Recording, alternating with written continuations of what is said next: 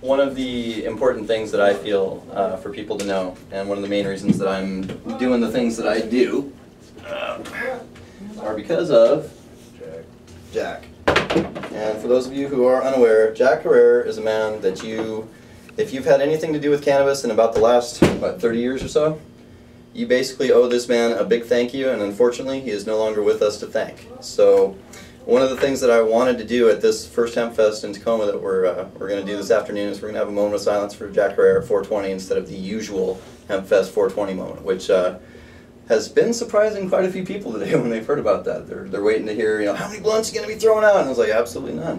We're going to be dead quiet for one moment. And we're all going to pay attention to the people that have been lost for this movement.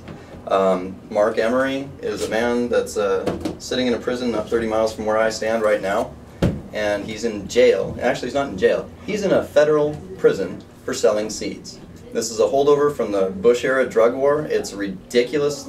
It's ridiculous that Canada allowed a Canadian citizen to be extradited for a crime that only holds a $200 fine in his country, at worst.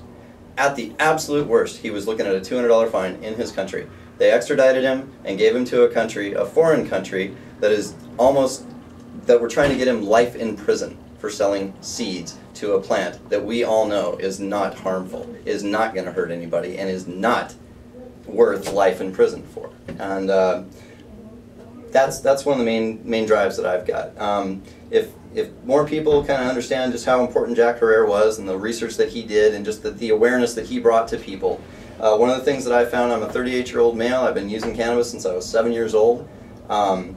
When I first read The Emperor Wears No Clothes, I was 17 years old, and it completely changed my outlook and attitude on cannabis. I had no idea how much information was actually out there. And reading that book and understanding how much research and just devotion you have to find these things that have been deceptively hidden by the government for decades, that takes some effort, and that deserves some recognition.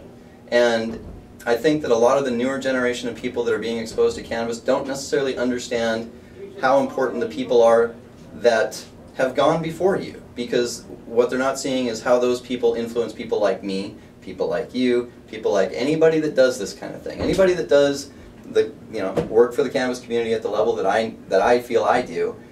They know of these guys, they treat them with some respect, and you think about the history involved, guys like Ed Rosenthal, so on. There's so many people, I couldn't name them all, but all the breeders that have ever come up with anything that you've ever tried, that you've enjoyed, or you've heard about, or heard, those are the people that, you don't necessarily need to go patting them on the back or anything, but at least give them a little bit of thought, instead of just, where's your next bag coming from and what's it going to be, and, strive for some perfection. These people gave a lot over the course of their lives, and it deserves some recognition.